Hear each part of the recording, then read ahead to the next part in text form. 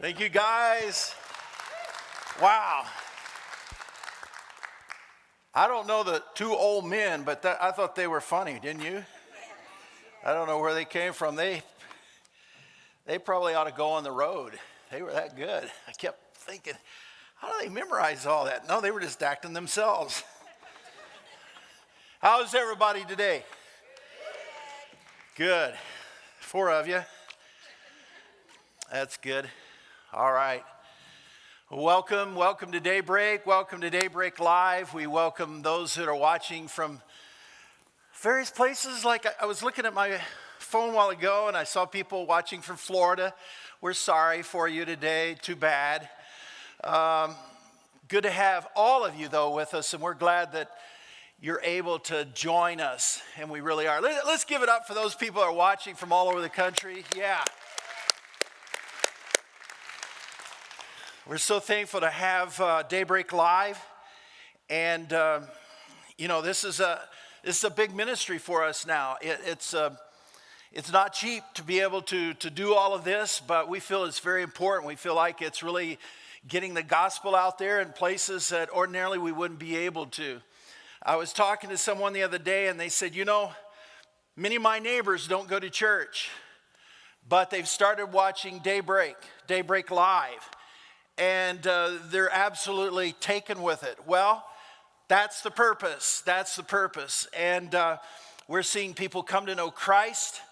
And that's the reason why we do what we do here at Daybreak. So I want to thank all of the people that are involved, all of our tech people, all of our camera people, all the people back in the studio, upstairs, those that come in during the week and do all the editing. And all the Wednesday night, Wes Claudia and the band. Let's give it up for them. They do such a great job. Thank you, guys. Thank you so much. It would not happen. And almost all of these people are volunteers. And we're always looking for more volunteers. We are. So just go online. Thank you very much. You must want a break today, don't you? But we're excited about how God is blessing our church. I'm asked that question constantly now. They're predicting that 60,000 churches in America will close this year because of the pandemic. 60,000 basically will close, never to open up again. Now, when you think about that number, I don't know how it hits you, but that is just a sobering number. 60,000 churches closing in America this coming year. And we have a big job, we really do, as never before. We have a responsibility to get the gospel out. I was just thinking about, I was listening to I don't know what to call these two guys, but these two characters that were up here, they were talking about Never the Same Camp, and we're so thankful to have Jeff Eckert, a part of our teaching team, who he and his wife head up Never the Same Camp, such a great ministry, and you can pray that the states that are not sure whether they can open back up this coming summer. They're preparing as though they can, but there's a lot of states like New York and other places that are, really questioning the whole thing. But I was just thinking what Daybreak did here in the last couple of days. We've had 9 teenagers to give their lives to Christ in the last 24 hours. 9 teenagers that have given their lives to Christ. And I'm so thankful for Skylar and John Rink and our whole team and all those volunteers and for what's happening there. And we need to pray that God will even make it a bigger outreach than we've ever had before. We never know what's going to happen. We never know how short life is.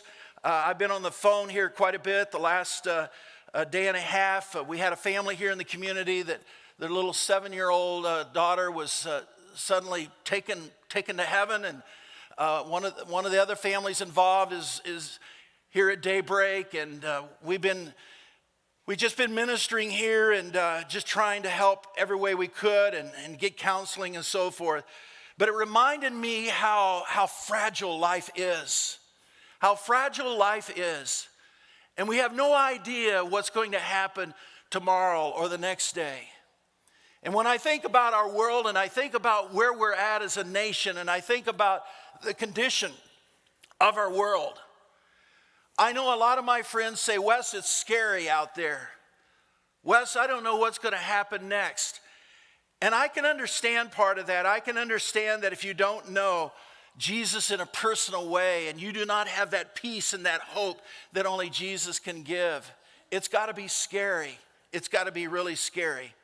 No one has ever been better at really showing people what love is and what hope is than the one who came and laid down his life as a ransom, and that is Jesus Christ himself. And I just want to say, if you want to learn how to love, look at Jesus. And that's what we're going to do today. We're just going to look at Jesus. And in this series, we've been talking about love. People are hungry for love, aren't they? People are hungry to find an everlasting love that just permeates their mind and their hearts. And there's so much hatred and bickering now. And my goal today, and I'll put it up here on the wall, is loving people Jesus style. Means looking for an opportunity to show love to a person, no matter how deserving or undeserving, in ways that leave a profound impression about God's best, loving intention for his or her life. And so this is sort of my premise today, and this is where I'm going to go. You say, well, Wes, what does this really mean? Well, let me just give you what I think it means. Number one is to look for that next person to love. Just look for them. I'm going to go back into the New Testament today, and the Bible is divided, as some of you may know or may not know, into two parts. There's the Old Testament, and that's all about pointing toward Jesus' coming, first time. And then the second part is called the New Testament, and it's all about Jesus coming the second time and how important it is to be saved, to be born again. And so one of his disciples by the name of Mark, he writes these words. The next time Jesus taught beside Lake Galilee, a big crowd gathered. Get this picture here in your mind. It was so large that he had to sit in a boat out on the lake while the people stood on the shore. So get that picture. The crowd is so great, he uses his boat as a stage. And so he's going to share right out of his heart. And this happened a lot where Jesus would speak to sometimes large crowds, and then sometimes he would just speak to a single person, and they were all important to him. I got a very interesting call some time ago, and my assistant Mary Merrill took the call, and she put it through to me, and I talked to the gentleman. We worked out a time to meet, and so long story short, Tim took Terry Wachowski's place at General Motors. And Tim is now the chief engineer that he oversees all of these wonderful pickup trucks, And Tim called me and he said, Wes, could I come over and talk with you? And I really didn't know what he wanted to talk about. I thought, well, I don't think I can help General Motors that much. But sure, I will talk. And so we arranged a time, and he drove over here the 2.5 hours from over around Detroit. And I remember he walked in my office back here, and he had a stack of books. We talked just a little bit, kind of about how life was going, how General Motors was going. And here's the chief engineer. He has thousands that report to him. He's the man. He's the man. So if you're having trouble with your Chevy truck or your GMC truck, don't see me, see Tim. And so we talked a little bit, and he said, Wes, I'll tell you the reason I'm here. He said, I was raised a Catholic. I was raised a good Catholic. I've often had Catholics to tell me that. I was raised as a good Catholic, and I want to say, what's a good Catholic? Is there bad Catholics, mediocre Catholics? He said, no, I was raised as a good Catholic. But he said, I've been watching my friend Terry Wachowski, and even I've been watching you and listening to you, and I had an opportunity to come over to General Motors and on a couple occasions been able to speak to the engineers. And so here I am in my office back here, and Tim, he begins to ask me about God. He said, I want what my friend Terry has. I want what you have. He said, oh, I'm religious. And he had a whole stack of books, and they were books about everything, Catholicism, Protestantism, and various other religions. And he just set them down there on my table, and I looked at them a little while, and we talked probably for 30, 40 minutes, just kind of chit-chat. And then finally I said, I'm just going to put it out there, Tim, what it's really all about. It's about love.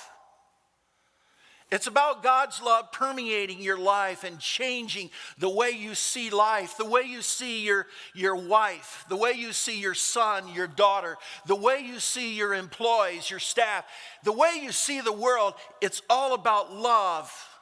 And I'm going to talk to you these next few moments about how to have that love in your heart, in your life. I never dreamed that morning that I would get such a phone call. I never planned on it. But I thought this point here, look for the next person to love. And so I had opportunity just to show Tim what it means to love God. And right there in my study, I led Tim in a simple prayer of what it means to know Jesus. And he prayed what I often call the sinner's prayer or the seeker's prayer. And he just prayed out loud. He followed after me, and he invited Jesus into my life. I'm still in contact with him. Just 2 weeks ago, I was telling him all about my new pickup truck that he's responsible for now. And he wanted to know how much I liked it. Of course, I said I love it, except, when I put gas in it, I don't want to do that. Number 2, get over our prejudices. We're talking about love here. This is huge right now. Certainly there are times we need to use caution when a situation feels dangerous. I know that. I know that there are places and things and people we go, I've got to be cautious about that. But I want us to go beyond that today, and I want us to talk about what does it really mean to get over our prejudices? Because I've watched something inside the church that really bothers me. I'm watching a rise of prejudice, racism, ill will. And I'm thinking, this is not Jesus stuff. This isn't Jesus stuff at all. This isn't what Jesus came to display. This is not what Jesus is about. You remember the story a few years ago about a young lady, a waitress by the name of Ashley Smith down near Atlanta, Georgia? Well, let me tell you a little bit more. You remember Brian Nichols? He was in court one day and he was being accused of rape. And all of a sudden, he lunged toward a deputy and grabbed his gun. He shot the judge. By the end of the day, he had killed 4 people. He escaped that courtroom, and now he is standing in the parking lot outside of an apartment building, and he has taken captive this young lady, the mother of a little girl. Her name is Ashley Smith. You remember the story? And so he takes her into her apartment, and there for the next 7 hours, something miraculous happened. Now, Ashley was not a believer, but she was on her search. She was trying to find God's love. In fact, she was a meth addict, and her life was in shambles. It was so bad, social services had taken her little girl from her and given the little girl over to, I think, her grandmother or an aunt to care for. And here she is in this apartment with this killer. The TV was on and the news was running how this guy had killed the judge and 3 other people, and they didn't know where he was at. And for 7 hours, he held Ashley captive. Ashley had just been given this book by a fellow believer. Not this one, but one just like it. The Purpose-Driven Life by Rick Warren. She had just gotten this Bible along with this book, along with a Bible. And she had now just started freely talking to Brian and saying, Brian, I'm just going to read this book to you. And so for the next several hours, she just started reading this new book that a Christian sister had given to her, because she knew that she needed God in her life and she needed to experience God's love. And so here she is. She would open a Bible and just randomly read scriptures to Brian, and then she would turn in this book, and when you know it, she started reading a chapter about God's purpose for your life. Brian put his gun away. You know the rest of the story. He turned himself in. Ashley was set free. And soon after that, Ashley gave her life to Christ. Now, some of you have seen the movie. It was called Captive. In fact, I think another movie is being made right now on her life. And I just checked on her just recently. How is she doing? And she's very involved in her church now. But it all started with the love story called the Bible and reading this book, The Purpose-Driven Life. It saved her life because Brian was there to hold her ransom and eventually kill her was his plan. She would have been the 5th person killed that day. Get over your prejudices. You say, Wes, I don't like the way things are going. In Mark chapter 5, it says, and so they arrived at the other side of the lake in the region of the Gerasenes. And when Jesus climbed out of the boat, a man possessed by an evil spirit came out from the tombs to meet him. And this man lived in the burial caves and could no longer be restrained, even with a chain. And whenever he was put into chains and shackles, as he often was, he snapped the chains from his wrist, smashed the shackles, and no one was strong enough to subdue him. And day and night he wandered among the burial caves and in the hills, howling and cutting himself with sharp stones. This man is totally out of control. Nobody wanted to be around him. Nobody wanted to be near this man. Some say he probably was demon possessed. Maybe he was. Whatever. He was somebody you didn't want to be around. And so what happens here, and this is what I see happening even among some church-going people. We're keeping our distance from poor and homeless people. We're keeping our distance from mentally ill people. We're keeping our distance from people of color in particular. I notice this. And we're doing it all in the name of religion. People that are even in jail. One of my friends is in jail right now for raping a 16-year-old girl. And he wrote me this week. And I just thought about Ron as I was writing this message and thinking about, does Jesus still love Ron? Ron has been in this church.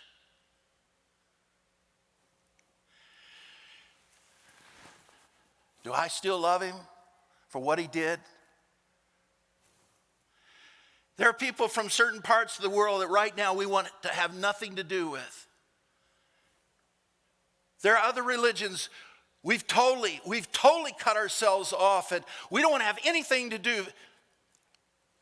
And there are people who've grown up in the church.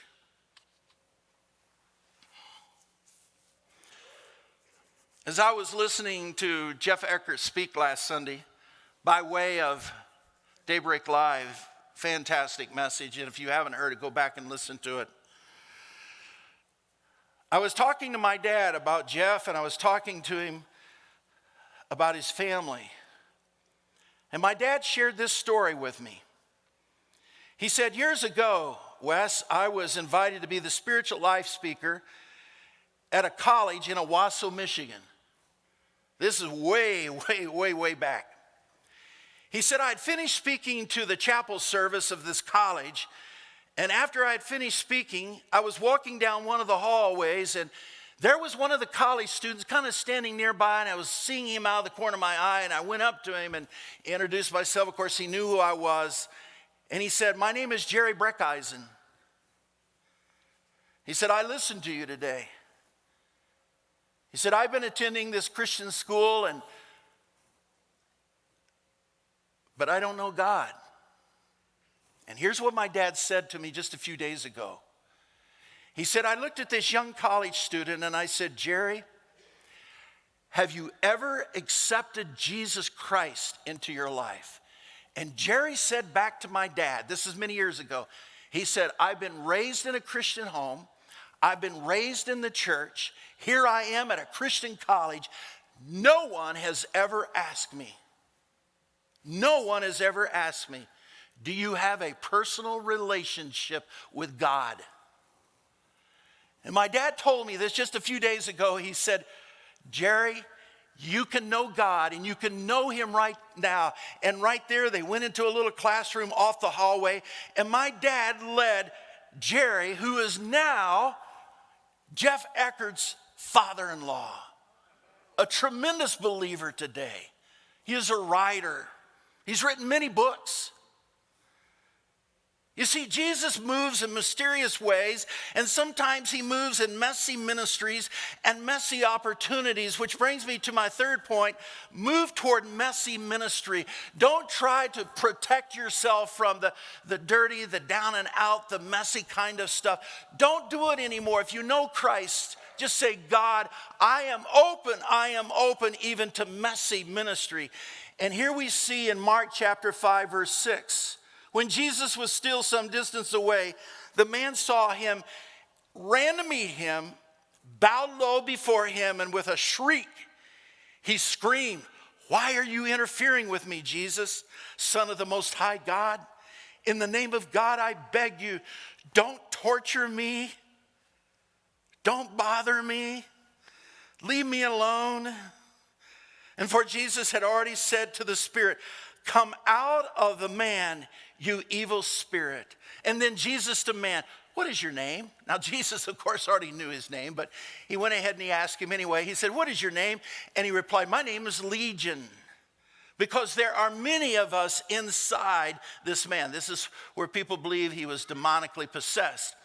Then the evil spirits begged him again and again not to send them to some distant place. There happened to be a large herd of pigs. Get this picture with me. This is really intriguing to me. There happened to be a large herd of pigs feeding on the hillside nearby. Send us into those pigs, the spirits begged. Let us enter into them. And so Jesus gave them permission. So here you have these evil demonic spirits going out of this man, going over into these pigs.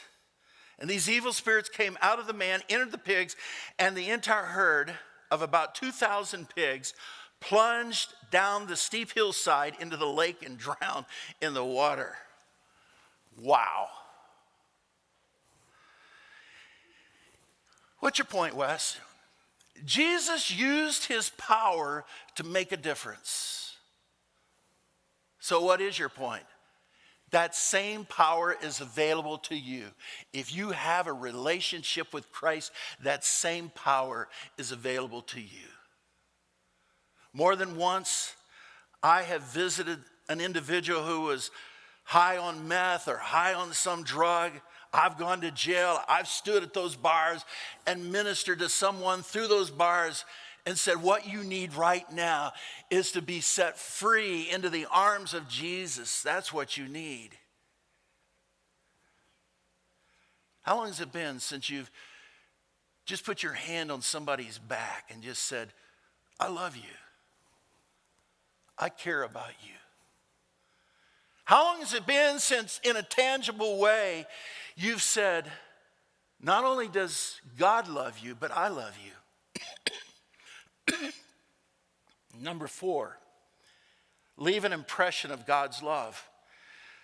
Let's continue with verse 14. The herdsmen fled to the nearby towns surrounding countryside, spreading the news as they ran. Can you get this picture here? I mean, they can't believe what's going on. And people rushed out to see what had happened. And a crowd soon gathered around Jesus, and they saw the man who had been possessed by the legion of demons. They all knew who he was. They all knew that he wasn't one of their people. They all knew that there was something different about him. And here he is. He was sitting there fully clothed, perfectly sane, and they were all afraid. And then those who had seen what had happened told the others about the demon-possessed man and the pigs. And the crowd began pleading with Jesus, go away, leave them alone. And as Jesus was getting into the boat, the man who had been demon-possessed begged to go with him. Now, this is a very interesting transition to me. I think sometimes we think, oh, if I get saved, if I give my life to Christ, he's going to call me to be a missionary to Africa. Oh, if he calls me, I give my life to Jesus, I'm going to have to do something really different. Well, here he is. He's wanting to travel with Jesus, and Jesus says no. He says, no, I just want you to go home to your family and tell them everything the Lord has done for you and how merciful he has been. One of the first things I do when I lead a person to Christ, I say, when they get up, have you trusted Christ as your Savior? Now I want you to go tell your wife. Now I want you to go tell your husband. Now I want you to go tell your kids. Now I want you to go to work tomorrow and tell your boss. Now I want you to tell people wherever you go what Jesus has done in your life. And this is what Jesus said to him. Now I want you to go home and I want you to just tell the people there, I don't want you traveling with me. I don't want you to do that.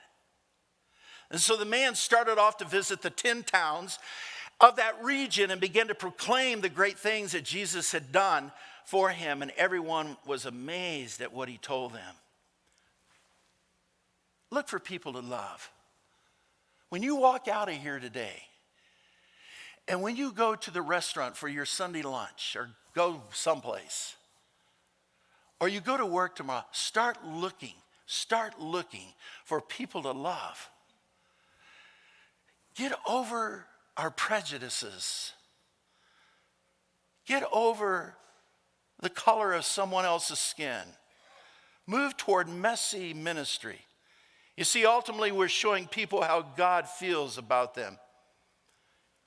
We need to start some conversations. We need to show love in action. We need to spread the good news. Why? Because he values everyone. When I wrote this in my notes, it almost astounded me that I wrote this down. But I'm going to say it to you, and I want you to listen to me. Jesus wants everyone to be saved. Well, what's profound about that, Wes? Let me say it again. Jesus wants everyone to be saved. Everyone. And this passion between Jesus and even the local church as we know it is what drove him to the cross. As I mentioned to you, a huge concern that I have, I mean huge.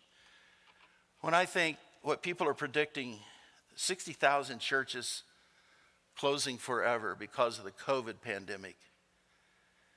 You say, well, Wes, why are you concerned about this? You see, the local church is the place to learn how to love everybody. It's very important. And this is a great crowd here today. I'm glad you're here. It's always been in the local church. This is where we come to practice what is preached. This is where we come to learn what it means to have God's love released in and through us. In the local church, we learn about the love of Jesus together. We practice loving each other. We go into the world loving everybody. You see, we can't just casually date the church. And that's why I'm really strong these days. Folks, and Daybreak Live, I'm glad we have Daybreak Live. But it's time you get back to church, if it's not daybreak someplace. I really mean this. And I say it with love. But I'm deeply concerned. I'm deeply concerned. Christ followers, we can't just casually date the church. Well, when I get ready, when I feel safe, when I think everything is healed up,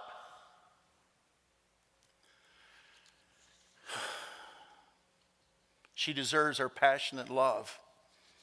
And we do this love thing better as a family than as individuals. It's time to get passionate. How do we prove our passion? We prove our passion when we gather together like this today. And I know some of you have gathered your family together in your family room, and that's awesome. We prove our passion when we grow together, when we give together. You know, our church has really taken a hit financially. We've dropped about somewhere between 30 and 35%. Yet we still have the same budget. We're just doing everything we can just to hold on. Just to hold on. And I know there are a lot of people that are without jobs. I know that. We've got to tell the lost that Jesus loves them. He has a passion for them. So I drove in my new truck last weekend to say happy birthday to my dad and to take him for a drive in my new truck. He knew that I got a new truck, and he said, Wes, I'd really like for you to drive it down here. I wanted to say, well, that's easy for you to say, when he was willing to pay my airline ticket. So I drove my truck down there and had a great time, and here I am, talking to my soon-to-be 88-year-old dad who turned 88 last Monday. And as I looked at my mom and dad, and I thought, these are two servants of God who are still sharing God's love.